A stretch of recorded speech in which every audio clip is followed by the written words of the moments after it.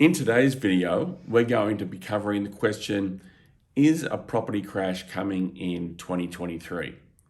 Now, before we go into the pros and cons of that situation, let's talk about what a property crash might mean. I think it probably means three things. A national house price decline of, let's say, 20%.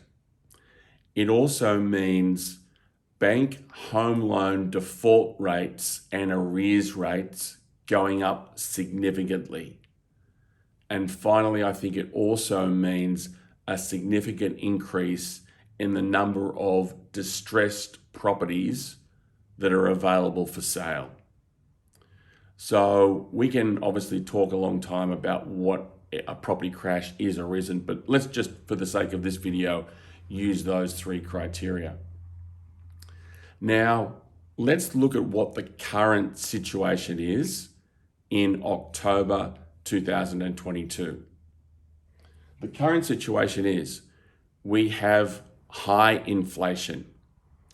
High inflation is an indicator of higher than normal economic activity. One of the things that, as a result of high inflation occurs, is that not only do home loan and depositor rates go up, but also rents go up as well. So that if you're an investor, you're partially being compensated for an increase in interest rates by the increase in the rent that you're receiving. The other thing that's occurring at the moment is that after interest rates going down for 11 years, they're now returning to what I'd call post-emergency levels. The government and the Reserve Bank throughout COVID said this is an extraordinary time and an extraordinary epidemic that needs to be supported by extraordinary economic measures, which is why they reduced interest rates certainly to essentially zero for official rates. So it shouldn't come as a surprise that now that COVID is essentially moving past us, that we are returning to more normal interest rates or post-emergency level interest rates. Now, one of the other factors at the moment is that the property market generally is undersupplied. Not only if you want to purchase a property, but also if you want to rent a property.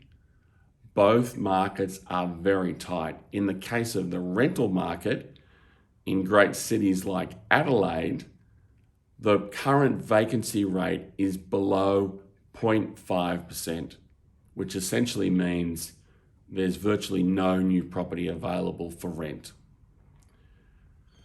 The other thing that's occurring at the moment is that we have record migration has already commenced and will continue to occur throughout the remainder of this year and into 2023. Given what I just said about rental vacancy rates, it makes you wonder where all of these new migrants are actually going to live, as well as the international students that are coming back and backpackers and tourists. So we've also got record savings rates in the community as well. So because of the terrific welfare that or support that the government gave throughout COVID, a lot of people have some savings around them. And finally, we have an economy that's operating at full employment. In other words, if you want a job, you can get a job. Now, for me, with an economics background, all of those factors point to a stabilizing of the property market as opposed to any property market crash.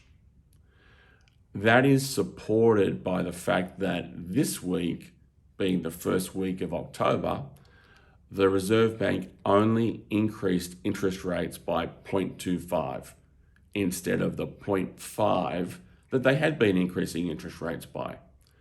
So that to me is also an indicator that they may be seeing the end of this current cycle that we have of normalizing interest rates, and that we may in fact be towards the end of that. So when you look at this list, to me, they all indicate a stabilizing of the property market, and certainly not a property market crash.